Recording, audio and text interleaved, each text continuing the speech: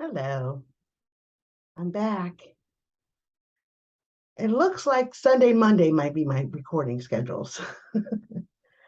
So, how's everybody doing? So, it's been a week since we last chatted, and today's musings is more about success. Now, I know that we have a lot of definitions of success, what's successful for me and versus someone else.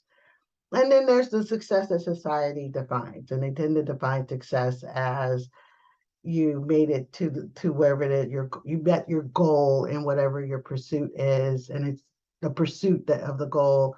Is it something that you've always wanted to do, and it usually is tied to a monetary comfortability that you reach, status that you reach. So people like Jeff Bezos would be considered successful, um, Elon Musk or Oprah Winfrey, or you get the gist. They tend to attribute these people are successful if they have these multi-billion-dollar businesses that they are, or multi-billion-dollar careers of some sort that they are at the top of. And then there are those who define their success as I raised them kids, they're out of the house, and I did good, and I didn't kill any of them, and none of them were dead, and they moved on, and so on and so forth. So as you can see, success goes in waves, but society tends to more push on the financial and fame side as successful. But what I want to talk about is that we start challenging ourselves of what success is and what that means to ourselves individually.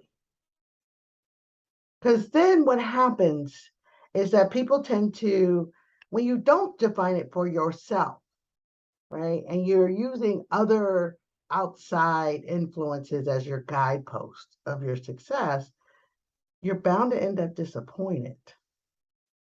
You're bound to think that you've never made it. You're bound to think that you have never been successful because you're not them, right? As a spiritualist, we are spiritual beings having a human experience, and our spirit all comes from the same source, and it kind of melds, and in a spiritual sense, our energies all connect, and we're basically responsible in some intangible or tangible ways for each other, and what harms one harms many, and so on and so forth.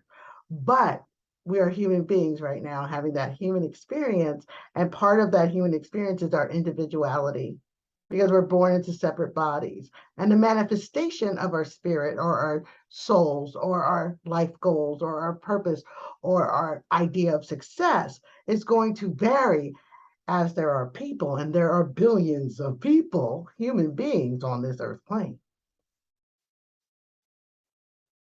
And like one of the analogies I use a lot is the snowflakes and snow. We see snow, the first snow, everybody's like, ooh, ah, I don't care who you are. You see the first snow, it is absolutely beautiful. The glistening white of it all spread like a beautiful blanket untouched over the earth. And you may think that each of those snowflakes must be exactly alike because, well, when they all land together in that pile, they look alike. They seem to be performing alike, but each individual snowflake is unique unto itself. Its gathering together creates the beauty, but each tiny one falling from the sky and through the atmosphere, going from a water molecule into a frozen ice molecule, into really tiny, thin, minute patterns landing together in one space. While may look like they are the same, they are not. And each snowflake has its purpose and will live its purpose and then melt away, evaporate to do it again. Now, I'm not saying that the human experience is we're going to melt away, evaporate, and do it again. I don't know. And maybe we do. But that's not the point of this conversation today. The point I'm trying to bring through is success is the same way. Each individual of the billions of people that inhabit this planet, success is going to be unique to them. How they define it and whether they believe they've attained it. We may look at other people and say, oh my God, I want to be just like her or him or they. But do you? And maybe even deeper, can you? And then even deeper, why do you want to? There's nothing with admiring the beauty of the snow or the birth of a new flower or all the cucumbers that I'm growing currently on my cucumber vine. But I don't want to be a cucumber. I don't want to be a flower. I don't want to be snow. It's cold away. I want to be me. And you should want to be you. And your success is going to be defined by you. What you think is the best expression of yourself while you're here living the human experience. And I'm going to challenge you all, those that take the time to watch my little ramblings, to think about what does that mean for you?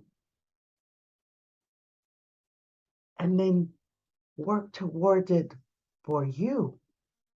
You see, trying to be like, for example, you want to be the next Oprah Winfrey. There's a lot that went into Oprah Winfrey being Oprah Winfrey. One, her spirit is unique upon herself. Two, her manifestation of her spirit and her soul is unique upon herself. And three, her very human existence is unique upon herself. Even twins, or no matter how identical we say they are, there are differences that is unique upon themselves.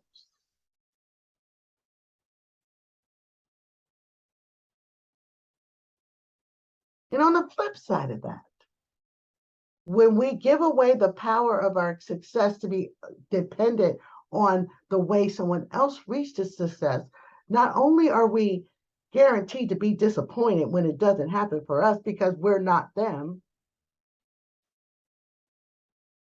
but your steps, your path, your journey, the things that you will need to do to get there are you also unique upon you and will not be theirs.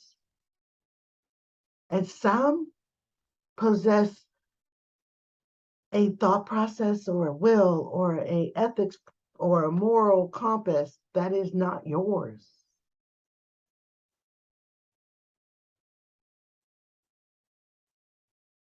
Because we know people who are successful, and I do put that in quotations, or considered successful, that we don't want to be anything like.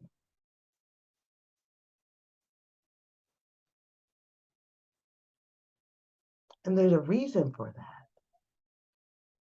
And the reason is because you're not them and they are not you. As a spiritualist and as a person who truly believes in the beauty and the purpose of all living things, are capable of manifesting their own personal joy and sharing it with the world, their unique gifts and talents that they feel loved and blessed to be in, whatever that looks like for them. As I believe that, as I know that, the unhappiness and the fears and the struggles are there to be unique for you to take those challenges, or like I like to call them, opportunities, and apply your own essence of your spiritual self to it to manifest that which is the best and highest for you. We say a healing prayer. I ask the great unseen healing force to remove all obstructions from my mind and body and to restore me to perfect health. I ask this in all sincerity and honesty, and I will do my part. I ask this great unseen healing force to help both present and absent ones who are in need of help and to restore them to perfect health. And I put my trust and love in the power of the divine. And then I tend to add, oh, great healing force, please go to these people who are in need. Hear their cries for support and love and comfort now in their time of need, restoring them to perfect health in mind and body for their best and highest. That's the thing about spiritual healing, the beauty of it. It is not for me to say what in you needs to be healed. It is not for me to say, no, we should focus on this instead of that. It is only for me to be the channel of the great healing force and send you love and healing and support in your time of need. And that which you receive is for you, what is best for you. To not presume that I would know what that is. And that's the same for success. Your success is defined by you. Have you lived an authentic life? Are you doing that which is in harmony and attunement with your own personal self? Do you feel loved and healing? And do you feel you are living in your truth? Or you feel like you are living your purpose? Are you feeling like you are using your talents to the best of your abilities to bring about that which you are seeking? And do you feel successful in your purpose?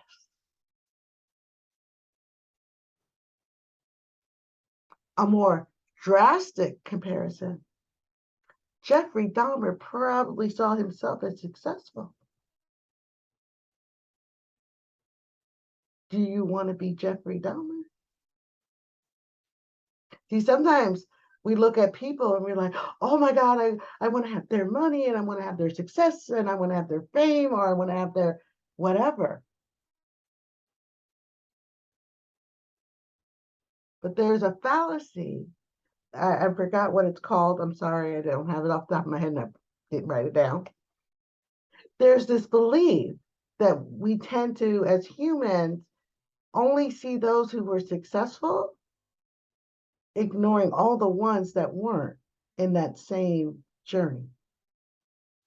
And the ones that weren't, quote unquote, successful in that journey feel that they have somehow failed. And what I want to challenge all of us to start looking at it is, did you fail? Are you just not supposed to be the next Jeffrey Dahmer? You're supposed to be the next whoever you are. Now, I'm not saying or supporting or condoning bringing harm upon other human beings. Let's get that clear. Don't.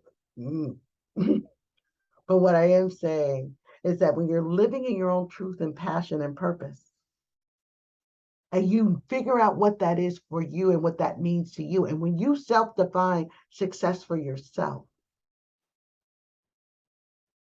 you're less likely to be jealous of other people's success because you realize it's not where you're going. It's not who you are. And that there's plenty of room for everyone to be as successful in whatever way they find it for themselves and define it for themselves. So define for yourself success. And then make a plan and pursue it with great love and joy, staying true to yourself, honoring your authentic beauty. And when you reach it, throw yourself a party. And that is all I have for this evening. Many blessings.